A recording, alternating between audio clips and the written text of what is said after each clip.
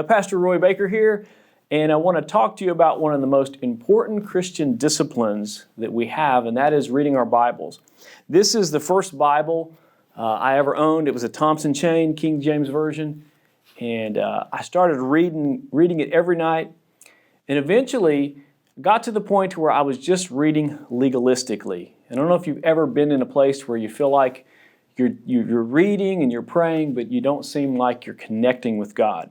And that's what I was going through. When I was 38 years old, I met with Rekos, who sat down with me and helped me better connect with the Lord. And he's going to take a moment and share with you some of those ideas.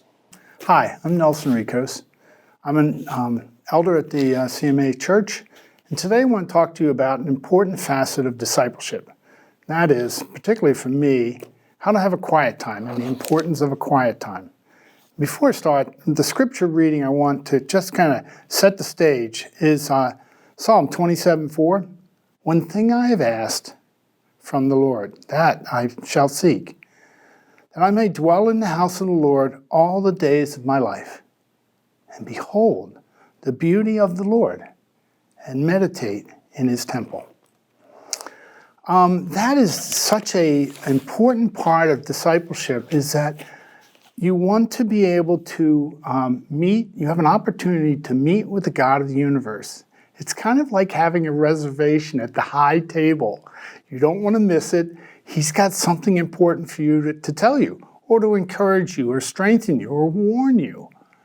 And so we want to come to this quiet time, a daily event that is a high priority to us. And during that time, it can be as short as maybe 7 minutes. It could even be a half an hour or an hour. The key is, this is your opportunity to sit in front of the Lord. Now, what I do is I have a same place.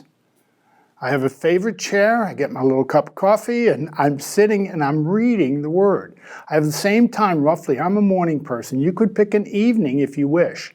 Pick a time, but the consistency is important because, again, it's like a reservation. Don't be late for your reservation, even if you made it. So, with that, you have your place, you have your time. Your heart is the perspective of not necessarily, you're going to be reading the Bible, you're going to be praying, you're going to be offering petitions, all kinds of things like that. But the attitude is that I want to sit in the presence of God. I want to hear what he has to say. So, I will read some scripture, but I will not read more than a chapter. I might even read a paragraph, trusting that God has appointed that particular section of scripture just for me. And so I'm in that scripture and I'm asking myself questions. What does God want me to get out of this? Does he have a warning? Does he have a praise? Does he just want to love on me? So that's the purpose of it, is to spend this loving time with God in his word, looking for him to encourage, strengthen, whatever he's going to do in our life. That's when he's going to do it. And it's not saying you don't do Bible study, you don't do scripture memory, you don't do deep meditation. But this is what you want to do, is spend that time with the Lord. And so what it is the time that you have allotted, you want to space it out and make sure that you accomplish and you hear from God. And if it takes an extra 5 or 10 minutes, do that. Don't leave the table, don't leave the seat until God's spoken to you. And recognize, sometimes he's just quiet. Sometimes he just wants you to read the word and just be awed by his majesty or his power or his actions in the world today. And so with that, I just think that that's what I would encourage everyone to do. All disciples need to get that anchoring with God. That's our marching orders. And in the end, I think it's really covered in John 15:5, where it says, I am the vine, you are the branches. He who abides in me bears much fruit. For apart from me, you can do nothing. So if you want a fruitful day, if you want to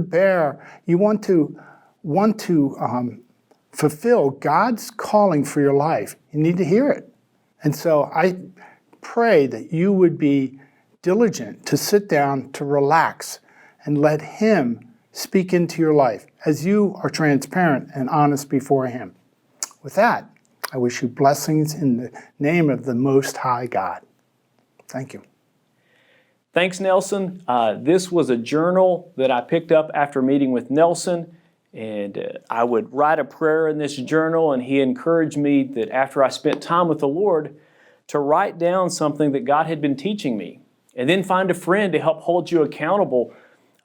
We would get together and say, what's God been teaching you this week? And I'd look through my journal and I'd pick out like the thing that God had spoke to me through His Word that week, and we would share that with each other, and we would help each other grow spiritually. So I encourage you that as you set New Year's resolutions or you have a reading plan, invite someone to come alongside with you in the process. Write down things God's been sharing with you, and then share those with other people. May the Lord bless you.